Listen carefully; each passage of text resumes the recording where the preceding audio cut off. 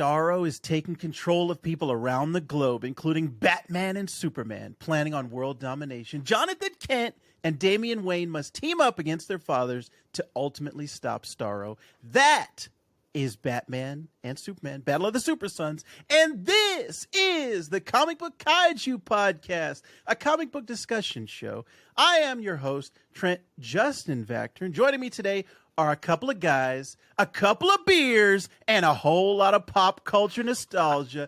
Mr.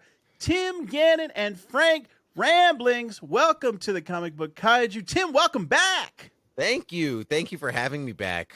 I mean, I didn't know, wasn't sure that was going to be allowed, but we had too much fun last time. You have a permanent seat at the Comic Book Kaiju, and first time joining us also has a permanent seat. Frank Ramblings, I would say you are tied with Dane from KC as my biggest Superman loving friend of all time. And Tim's right there too. But Tim and I hosted a Batman podcast way back in the day. So I'm going to put, and Tim's wearing a Batman shirt. So we're going to put Tim as my top Batman friend.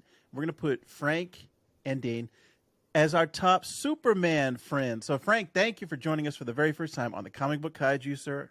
Thank you. I am so happy to be here. I loved watching you guys record together a few months back, and we got to talk Star Trek a few months back on Technological. So I am just so happy we could all three of us get together and do this.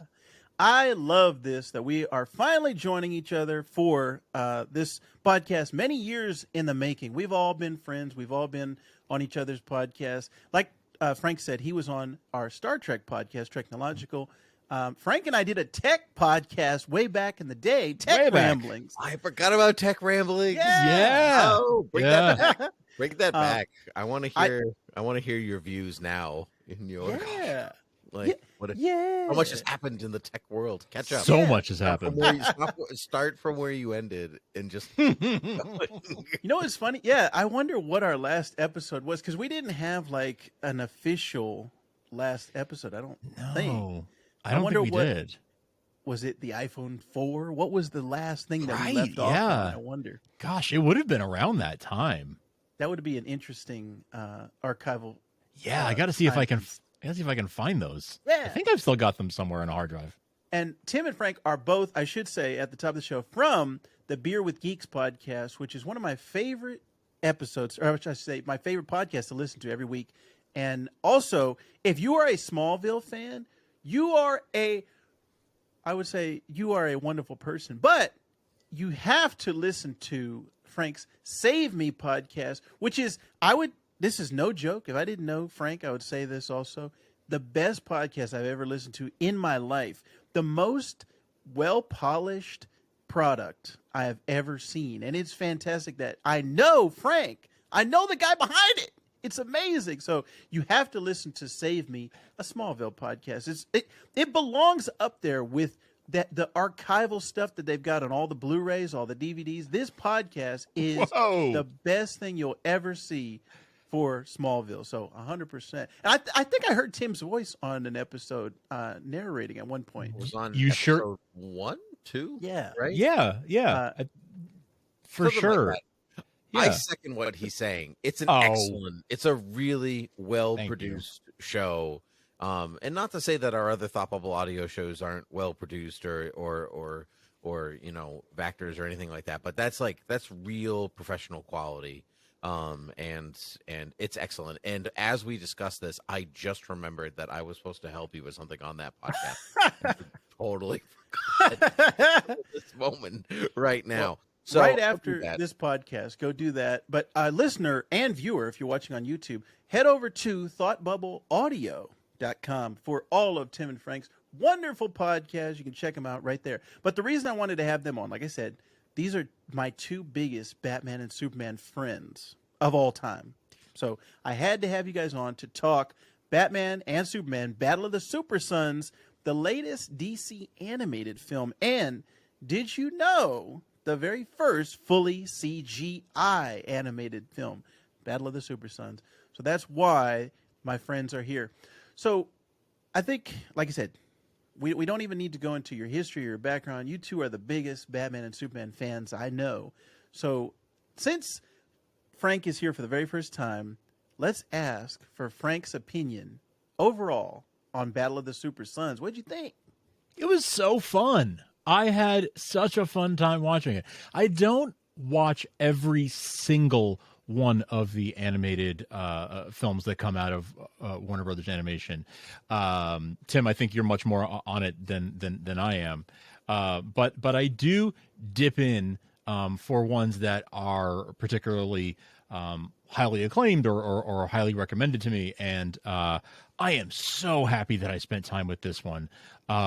It was so much fun. I thought the animation was beautiful. I thought the story was a lot of fun.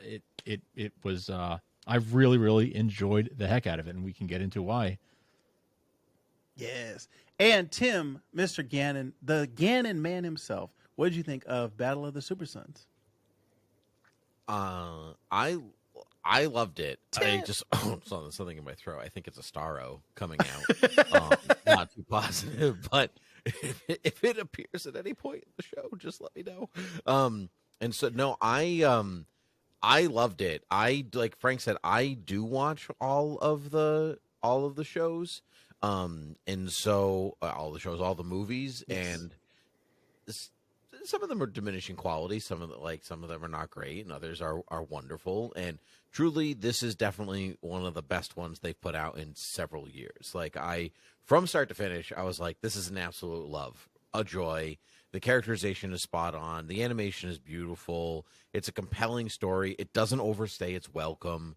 And I loved it. And to me, it strengthened my belief into why Jonathan Kent and Damian Wayne are really quality characters, especially when they're in the same frame together, the same panel, whatever. And so I'm tickled pink.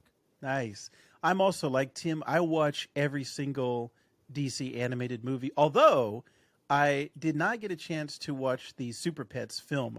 I started it, but I have not finished it yet. But I watch every single one, and I also echo both these gentlemen's thoughts.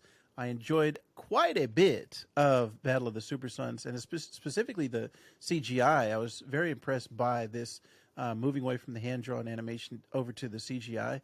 And I always love the voice cast for all of these DC animated films. But this one in particular, Troy Baker as Batman, he's one of my favorite voice actors of all time.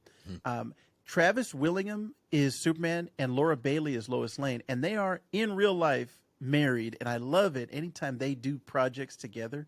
I've seen them work on a number of things. They've worked on the Marvel stuff, Travis Willingham as Thor and Laura Bailey as Black Widow, and I love anytime they're in something together. So all those things. Nolan North as Jor-El, I love him and everything that he's in. And we even got the an appearance by a Shazam actor, Jack Dylan Grazer, as Superboy, Jonathan Kent. So I loved this movie overall, and I was very excited to talk to both of you two today about it. Let's get into, I think, the things that we enjoyed about the movie and the storyline of it in particular, because I think, Tim, you said the story was one that you really enjoyed.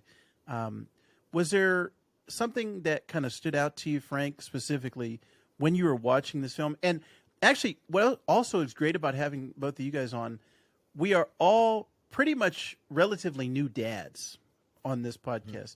I've noticed in my own life, movies, TV shows, comic books, things hit me a little bit differently now when they have a child in them. When they have some type of father-daughter, father-son relationship, things are very different now that I'm a father.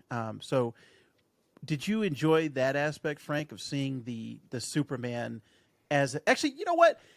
There's so many thoughts in my head right now, but let me reel it in and focus it. Frank, you as a big Superman fan, what do you think about Jonathan Kent in general, giving Superman a son? I really, really love Jonathan. I'm a sucker for fathers and sons. To begin with, I'm a sucker for Jonathan Kent Sr. and Clark with their relationship. And in the last few years, as young Jonathan has been more of a staple in the comics, and now we've even seen him in live action television. As he's been established more and more as a character, I've really, really, really come to love his character. I love to see that side of Clark. As I've only been a dad for 4.5 months, but for the last couple of years, I've been sort of in the season of life where I'm thinking about parenthood more, right? As my friends like you guys become dads, and now I'm finally part of the club. But even the last couple of years, I've been more aware of it, thinking about it more, and it's really struck me more. But wow, now that I am a father, what a I've always loved Superman because he is an aspirational character. A lot of people love a character because they can relate to the character as the character is, and they feel like they see some of themselves in that character. And I like to think that's true for me with Superman, but really it's an aspirational thing of here's the best of us and what we can all strive to be more like. And to see Clark now as a dad adds a new dimension to that of getting to see the kind of dad that I want to be, and so it's really been awesome. This movie really bottled it up. They have a really difficult task. All these films do of telling a lot of story in 80 minutes. Yeah. So they have a lot of ground to cover, and the ones that I have enjoyed the most, they always do such a good job with telling a well fleshed out story, fleshing out the characters in that relatively short time period, but really being giving you a lot of bang for your buck, packing a punch with the emotional beats and the story moments the character moments that they bring to us. And I think this was a great example of that. I loved seeing that side of Clark, and this was a really nice, if you're only going to experience it in one place, this is a really good place to do it. Yeah. And Tim, we've talked previously about Jonathan Kent in the comics now, currently, where they've aged him up a little bit, and he is Superman. They gave him the title of Superman while Kal-El Clark was out in space. So what do you think about them introducing him here into the animated world, the animated realm? Because we've seen him in the comics for so many years, but what do you think about this take on it? I think it's smart to go back to him being 12. Personally, like, as much as I enjoy 18, 19, however old he's supposed to be, Jonathan Kent as Superman, I think that there's something really special about Jonathan at 12. There's this really special coming of age, almost in some ways Smallville-esque component to John, right, as he's like just about entering adolescence and high school, and the powers are developing, and then what to do with that kind of power. But so then, like, as a Smallville fan, like, or as a big Superman fan, and then like watching how Clark had to do that on his own, basically, watch it, like, how does somebody so like Clark get a different type of advantage? Like, how does he grow up in a slightly similar but different situation? And I think introducing him at 12 in a movie is a great starting point. And if they do continue in this little corner universe, the CG universe, like, I would like to see Jonathan stay like this age for a little bit longer. Like I said, as much as I like 18-year-old John, I think I prefer him as a 12-year-old, just for the storytelling dynamic of it, because you already have older Superman-like characters like Connor, and even Kara to an extent, and so I think John is more uniquely suited to being 12. So yeah, and I really enjoy the Damian Jonathan relationship. In this one, they're kind of meeting for the first time, and I'm used to them just knowing each other and being best friends. And the Super Sons comic series that they had, and the current where they're currently at, like, it's almost like a Clark Bruce situation where it's like they have each other's back, they feel like they're best friends, and it was interesting to go back to this version of them where they're meeting for the first time, seeing Jonathan get his powers for the first time. That was all fun. That brought back some Smallville memories of Clark discovering his powers, which that just was my sweet spot. I was thinking about it the other day. I think when Smallville was coming out, I was getting back into comics a little bit because growing up, my dad, he always told me about comics, gave me comics, and dressed me in superhero outfits, gave me the toys and things like that. So I was always a big superhero fan. But when I got into my adolescent stage and then high school, it was like, oh, it's time to put away childish things. I won't be coming back here. But when the Tobey Maguire, the Tobey Maguire Spider-Man came out, and then around the time Smallville, I think I locked back in, and I'm like, I'm never unlocking. Like, I'm always going to be a superhero fan for till the end of my days. And so I was just kind of having a nostalgic moment the other day of thinking about those, especially the first, let's say, 5 seasons of Smallville. It was like, you couldn't tell me that wasn't the best show on TV, that it wasn't the best version of Superman.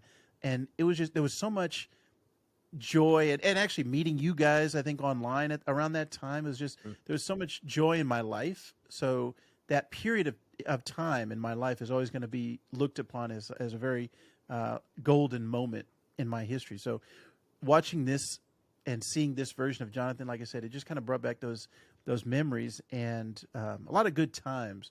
So that was a plus. Now, Frank, I don't know if I've ever gotten your take on Damian before, just as a character of Batman's son. What do you think about Damian overall? Damian, I was always such a Dick fan that Damian took a little bit to grow on me because they're obviously very, very different takes on the idea of Robin, right? The role of Robin. But over the years, much like Jonathan, Damian has really sort of carved out his place in Batman lore, right? And I've come to respect him as a character a lot more because I think I was always sort of comparing him to Dick Grayson, and you can't. They're very different characters. They wear the same title, but they serve different purposes. They're telling a different kind of story, and I've come to really appreciate the kinds of stories that are told with Damian. I've come to enjoy him in the comics. I've come to enjoy him in various animated incarnations. I would love a Damian centric film in this style. I would be down with that. I think it's I really, really enjoyed this incarnation of him. Tim, what would you say to a Batman where they fast forward to the future and Damian's got the trench coat and it's the Batman 666, he has taken over. What if we saw that in CG animated? What would your thoughts be? Oh, I would love that, actually. Because the adult Damian trench coat Batman has like shown up a bunch since Grant Morrison's run, however many years ago now, 15 years ago, 20 years, maybe 20 years. No, 15. I'll say 15. We are old. Those were coming out when we met online. Yeah, that trench coat came out when I was definitely in college, so I want to say 12 to 15 years ago. Yeah. But damn. But I would love that because I think that there's a tragedy to Damian that the other Robins don't exactly share. Maybe Jason Todd to an extent, but different kind of tragedy. It's a different kind of tragedy because it's like the tragedy happened and now it's recovery. Whereas Damian is always moving towards this fate that he has as the Batman 666, and is he going to sell his soul to the devil to go back and protect Gotham, and what does that look like? And there are different versions of it in comics over time, like the oh my gosh, what was the Future State era of DC books that they just put out? There was a Batman book that kept going, and that you kept continuing on, and like Damian, like Batman 666 was in that too, and like he keeps coming back, and so but what is never really touched upon is his relationship with Jonathan at that point with Batman 666. So I would love an animated film to tackle that. Like what does, because let's say they're about the same age. Let's say, like when that starts. So let's say if Jonathan doesn't age up earlier, what happens with adult Jonathan Superman and adult Damian Batman, and not the deceased versions of those characters, which is also great. But like, not, hey, Damian gets a happy ending, but Damian is a tragic hero. I would love that. I would love really to see that. I hope somebody listens to this. Yeah. If not, I will pitch it myself. Yeah, that would be fantastic to see. In actually, even in hand drawn, I'd like to see that, just because I like their relationship. Because again, it's just a reinvention of what we all love together of the Batman Superman dynamic, and that is going to be until we're past our times, when we're gone, when we're in the great farmhouse in the sky, boys. We're still going to have Batman and Superman around. And so, yeah, it's interesting that it's that reinvention of that same type of dynamic, because we want to keep it fresh, we want to keep it new, but at the same time, we want to have our cake and eat it too. We want to still have the characters that we love.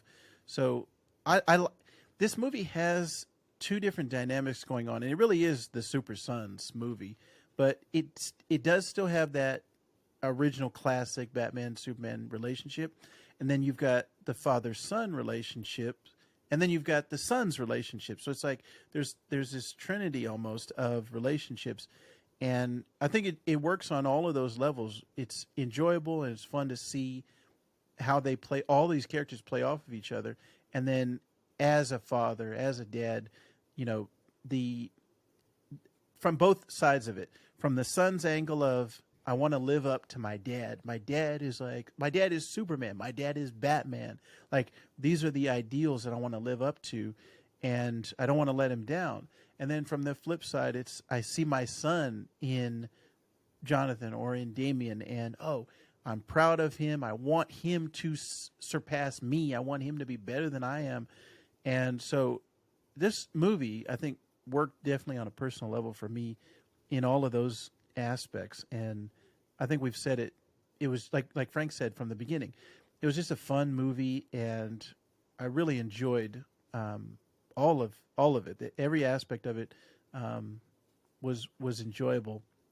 Was there anything that I think stood out for you fellas that you didn't like, Tim? Oh, that's not where I thought you were going. Oh. Just put my finger back down. Oh, well, where did you think we were going? I'd like to hear. I thought you were going to say something that was really stellar that stood out to you, apart from those relationships, and I'll answer that before I answer something that didn't stand out to me, I guess. Yes. But before I do that, I got three things, because I want to forget the first one. More. We were talking about like doing an adult story of Damian and John. I would like that in a Dark Knight Returns style, please. And so like I would like to see that, like, how does that type of story shift with these characters who are like their fathers, but not exactly enough like their fathers to retell the same story. That would be very interesting to me, because like you build up to that showdown the same way, but I feel like in some ways it's more tragic because they've been friends for a longer time. Yeah. And like, is there really a showdown? Is there really like a turning point? Does Damian win? Does he turn over? Is he bad? Like, yeah, there's like really good storytelling potential there. I would love that. Okay, second thing, something that really stood out to me, I would say maybe 5 minutes into this movie, and I sat back and I said, oh, it's going to be one of those movies where I could just tell that every single sentence was setting up something for a good payoff by the end of the movie. Yeah. So, like, when Jonathan's at the baseball game and he misses the ball, I'm like, well, that's coming back. Like, that's like, and I just really appreciate the economy of storytelling that they did. Like, there was not a waste. It wasn't just, oh, let's have Jonathan play t-ball or softball for a hot second. Like, let's really bring that home, pun intended, like all the way to the end. And like, his dad misses the game, but then his dad was the game or whatever, like part of the game at the end. That really, like, all of that just like worked so well for me that that's where I really thought the movie really shone. That and Lois running around the house at the the exact replica of the Smallville house, mind you. Yeah. Smallville, the pet farm. Yes, it was. Yeah. I just loved her running around and Jonathan just being like, keys, purse, this like that. That was a great That bit. I loved. Yeah. Something that I didn't love, I guess, is that I personally was not taken with Damien right away. Mm-hmm. I don't know if that was the voice actor or just like Damien can be a hard sell when you first meet him because he is a jerk. I will Right. in here. He's just a jerk. But he's not a fun jerk. He's not like a Tony Stark jerk that like in real life would be awful, but on TV it's fun. Like even on TV, he's not very fun until you break away a particular layer. And I felt like it took a little too long to break that layer for me. And he ground my gears more than I would have, I guess what I would have liked. But I'm also used to a maybe more tempered Damien by now after years of reading him. Right. And so I just had to backtrack to hit the original version of himself. And where that worked for Jonathan for me, like instead of older Jonathan, it took a little bit more effort for me on the Damien side. Okay. Excellent. Frank, you can go the Tim route and be positive, or you can go the Vactor route and be negative. What stood out to you? What stood out to me? I will say, Tim, I like your point about things coming back around. You guys familiar with Chekhov's gun? The idea that if there's a gun in the first act of the play, it has to go off by the third act of the play. Yeah. Chekhov's kryptonite in this movie. Totally. Damien's like, I almost brought out the you-know-what. And then, but lo and behold, there it is. Yeah. Literally, my first thought was, Chekhov's kryptonite. Nice. So, can you call the episode that? Like, there you go.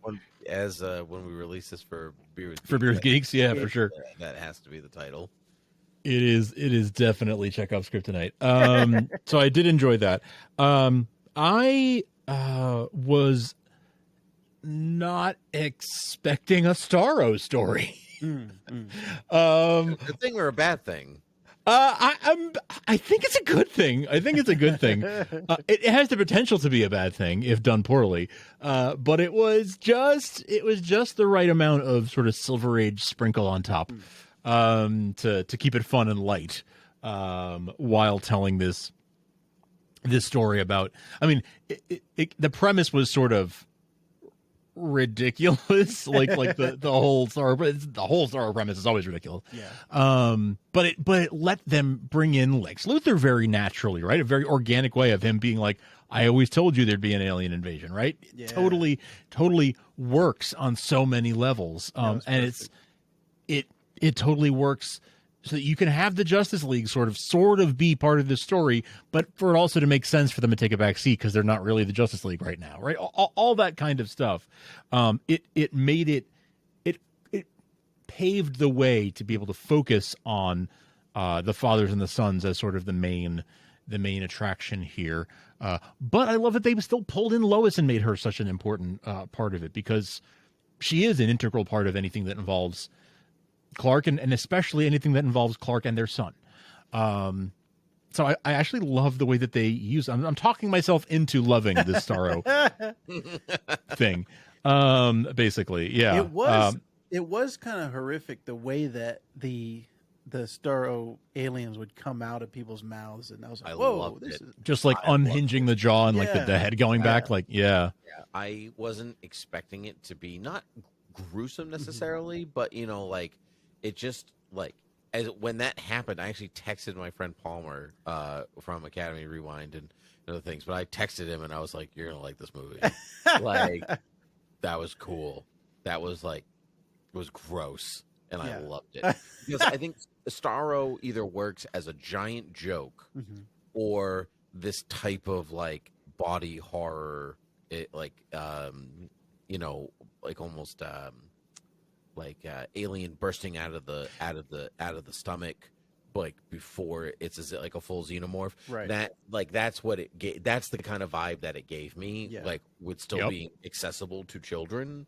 Of a certain age. Of a certain age, yeah. Which is what I also notice as a parent now. Even though my daughter's only 1, Yeah. I'm still like, no. Yeah. This would have been bad. Right. Yeah, at a certain point. But, Yeah. Mm-hmm. Yeah, that was expertly said, my friends. So yeah, I think just positive all around for this film. I'll leave out the negative stuff, Tim. I won't be a Debbie Downer. No, I want to hear the Wait, negative I want to hear this. I don't have anything. Is also the negative stuff. No, I think it's this is, well, I would say the one. Well, no. I was gonna say the CG, but I think they did a really good job for their very first time on CG. And I was actually just watching, going through some Pixar movies with my son. He loves cars, like that's his favorite thing in the world right now. So I've been going through a lot of Pixar stuff and looking at their evolution, especially if you go from Incredibles 1 to Incredibles 2. It's that thing. If you're not watching them back to back, if you're watching them as they came out, you're like, oh yeah, that's how I remembered the first one to look. That's how the second one looks. That's how the first one looked. And you go back and like, whoa, wait a minute, this looks like a Nintendo 64 game compared to a PlayStation 5 game today. So yeah, it's, I thought the CG especially for their very first time out, was well done. Oh, you know what? I will say, here's my negative. Not enough special features, because I would say the DC animated movies. Now, this is also, I just checked, the 49th DC animated film, and I have watched all of them with the exception of Super Pets. And I think, do we count that one because it's not direct to video? Yeah, I have watched them all. Yeah, Tim, that's good. There you go. I all of them have had great. That's the only way that I'm like rationalizing that. The special features have always been top notch, and I've always looked forward to. They'll have like a documentary about the characters that are involved or some type of ideas that are in the film, and then they'll have like a little voice acting thing. So I'm always intrigued by that. This one I think was a little light on the special features. That's my negative for this one, for Batman and Superman, Battle of the Super Sons. I wanted more special features. I agree with your negative. I like the special features, and That's I like fair. the preview of the next movie that's coming. Yes, Because we live in that. We've said this many times, but we live in the camp that if we stop watching these things, we live in the hunter camp of these things. Like, stop. I'm coming. Thank you. Then they'll just stop making them. So I have to support everyone. But I like what's coming next. I watch that before I watch the feature. That's the way I roll. And I was disappointed. There's actually 4 DC animated movies that are coming out next year. Legion of Superheroes, Batman, The Doom That Came to Gotham, right? Justice League times RWBY. Do we say that as? It's an anime, I think, that they're crossing over with. So I have zero interest in. Yeah, I'll still watch. Ruby Weiss Blake Yang is the RWBY, but that as well as Justice League War World is coming out. So I will be watching every single one. You know what? I'm going to say it right now. I want you both on every single review for all 4 of those movies. In 2023, I want the Beer with Geeks Comic Book Kaiju crossover to continue. I don't want it to stop. So if you boys are free, if you're still able to, please join me for all of those. I would love to hear both of your thoughts, because I think both of you are well versed in the DC universe, and you're just 2 great guys. I think that is the main takeaway from this episode, is that Tim and Frank are great guys. And if you want more Tim and Frank, not only is this a crossover with Beer with Geeks, but you can go back and listen to every single episode, 9,999 episodes of Beer with Geeks. You can go back right now on Thought Bubble Audio and listen to and have a great time with the geeks, as well as Tim's wife, who subs in from time to time. I always enjoy listening to Beer with Geeks. It's one of those comfort podcasts for me. When I'm listening to it, I feel like you guys are there with me. I feel like we're all in the same room together. And while you're drinking your alcoholic beverages, I'm having my root beer, which I didn't have. I should have got it for today's episode, but I didn't bring it. But I very much enjoy Beer with Geeks, and I think you as a listener, you as a viewer, if you're watching this on YouTube, you will enjoy it as well. Tim and Frank, what you got coming up? I know you guys just talked about Wakanda Forever on Beer with Geeks. What you got coming up next? This episode. This episode, yes. We're in the middle of a long project to watch every superhero movie ever, going back to Superman 78. We've been working our way through Batman 66, but we already did an episode on that. So you're right. So we did an episode on that with you, Mr. Vactor, many years ago on Gotham Podcast in its later incarnation as a podcast about the TV show Gotham. I think we talked about Batman 66 with you and Hunter Camp. Oh yes, damn, many moons ago. Yeah. Probably the last time we all podcasted together. Probably, yeah.